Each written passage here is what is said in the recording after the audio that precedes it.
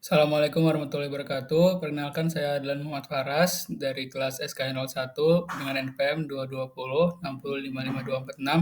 Hari ini akan mempresentasikan tentang kontemplasi saya untuk tugas besar yang saya lakukan di kelas SKE 01 bersama Pak Dai. Jadi ini adalah kontemplasi saya untuk tugas besar yang saya lakukan di kelas kemarin dalam bentuk tulisan tangan. Bisa dilihat ini saya mengerjakan 6 nomor, tapi setelah melakukan kontemplasi ini saya melakukan kontemplasi lebih lanjut dan menghasilkan beberapa nilai-nilai atau aspek-aspek tambahan. Jadi yang pertama kita akan bahas tentang DAI5. DAI5 itu adalah singkatan dari Deep Awareness of I, Intention, Initial Thinking about the Problem, Idealization, dan Instruction Set. Jadi ini adalah sebuah framework atau kerangka pemikiran yang conscious atau sadar untuk memecahkan masalah yang disusun dalam lima langkah utama.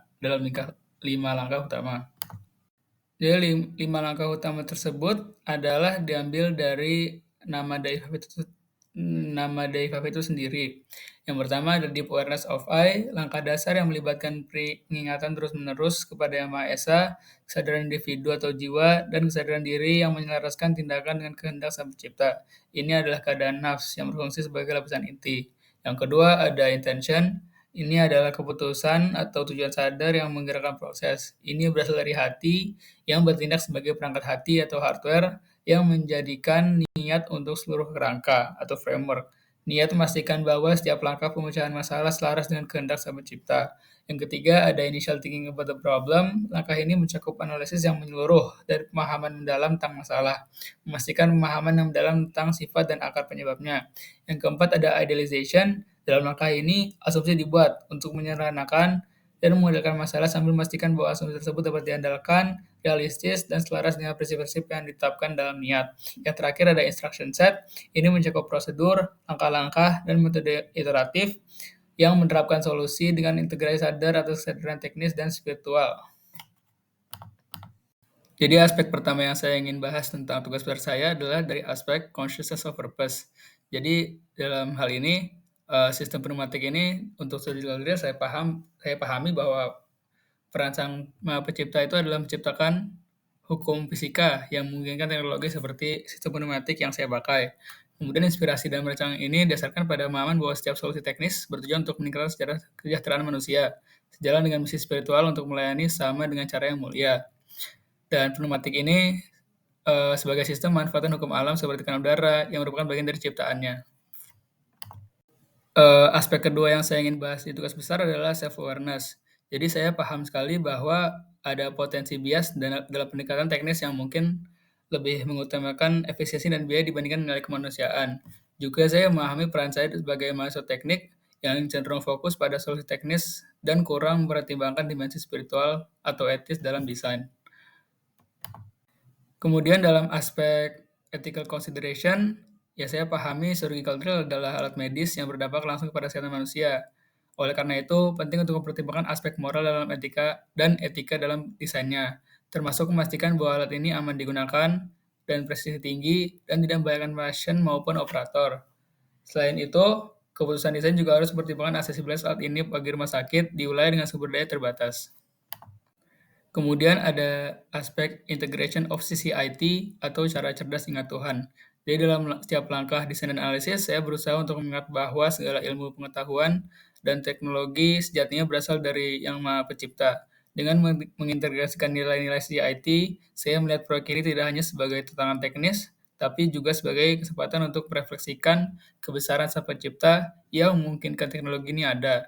Sikap syukur atas kemampuan untuk memahami dan menerapkan ilmu ini memotivasi saya untuk bekerja lebih baik dan lebih bertanggung jawab. Kemudian dalam aspek critical reflection, dalam menghubungkan solusi teknis ke dampak spiritual dan sosial, saya melihat bahwa surgical drill yang menggunakan sistem pneumatik tidak hanya memberikan manfaat teknis seperti efisiensi dan daya tahan tinggi, tapi juga memiliki dampak sosial yang signifikan. Dengan membuat hal ini lebih terjangkau dan andal, kita dapat meningkatkan akses layanan kesehatan bagi masyarakat kurang mampu. Secara spiritual, ini mencerminkan nilai-nilai kebajikan dan cinta kasih terhadap sesama yang menjadi inti dan dari tujuan hidup yang diinginkan oleh Sang Pencipta. Dalam aspek continuum of awareness, proses analisis ini dilakukan dengan kesadaran penuh sejak awal hingga akhir. Saya terus menjaga integrasi antara analisis teknik dan refleksi spiritual, memastikan bahwa setiap keputusan desain dipertimbangkan secara menyeluruh, mulai dari memahami kebutuhan teknis surgical drill hingga mengevaluasi dampaknya terhadap masyarakat. Saya berusaha untuk memadukan kesadaran teknis, etis, dan spiritual secara progresif dan konsisten. Kemudian dari aspek relevance of intent, jadi tugas besar saya adalah desain dan analisis sistem pneumatik untuk surgical drill. Jadi secara langsung ini tentu langsung relevan dengan kebutuhan dunia nyata dalam bidang teknik dan bidang medis. Surgical drill adalah alat penting dalam prosedur bedah, terutama pada bidang ortopedi, dan bedah saraf. Dengan fokus pada sistem pneumatik, tugas ini bertujuan untuk pertama, efisiensi operasional, yaitu sistem pneumatik menawarkan kecepatan tinggi dan kontrol yang presisi, yang sangat diperlukan dalam lingkungan bedah untuk mengurangi waktu operasi dan meningkatkan keselamatan pasien. Yang kedua adalah keamanan dan sterilitas. Jadi pneumatik ini memiliki keunggulan dalam menghasilkan energi tanpa resiko kontaminasi. Misalnya dibandingkan dengan sistem berbasis listrik yang dapat menghasilkan panas atau percikan api. Dan yang ketiga adalah kebutuhan industri medis. Ya, sistem medis modern terus mencari solusi teknologi yang ringan, portable, dan hemat biaya tentunya. Proyek ini memenuhi kebutuhan tersebut dengan mengeksplorasi desain inovatif yang dapat diaplikasikan di berbagai skenario bedah. Kemudian dalam aspek sustainability fokus, jadi yang pertama adalah lingkungan. Ya, sistem pneumatik ini menggunakan udara sebagai media kerja yang merupakan sumber energi terbarukan dan ramah lingkungan. Juga dia mengurangi ketergantungan pada sumber daya yang tidak terbarukan, misalnya bahan bakar fosil atau listrik berbasis karbon, membantu menurunkan jejak karbon dalam proses manufaktur dan operasional. Yang kedua, sosial. Proyek ini dapat meningkatkan akses ke peralatan medis berkualitas tinggi di daerah dengan sumber daya listrik yang terbatas, karena sistem pneumatik sejatinya dapat dioperasikan dengan menggunakan kompresor sederhana. Dengan mengurangi biaya produksi dan meningkatkan portabilitas, alat ini dapat menjadi solusi terjangkau di negara-negara berkembang atau terpencil. Yang terakhir ada ekonomi, dengan memanfaatkan komponen yang tersedia secara luas dan teknologi pneumatik yang matang, desain ini berpotensi mengurangi biaya pengembangan dan pemeliharaan dibandingkan dengan sistem berbasis listrik. Kemudian di aspek problem understanding, yang pertama saya ingin bahas tentang masalah utama. Jadi yang pertama, kebutuhan peralatan bedah yang presisi. Dalam dunia medis, tentunya surgical drill merupakan alat kritis yang harus memberikan performa tinggi, kecepatan, dan presisi dalam operasi tulang atau jaringan keras lainnya. Kegagalan dalam memenuhi kebutuhan ini dapat berdampak langsung pada keberhasilan prosedur bedah.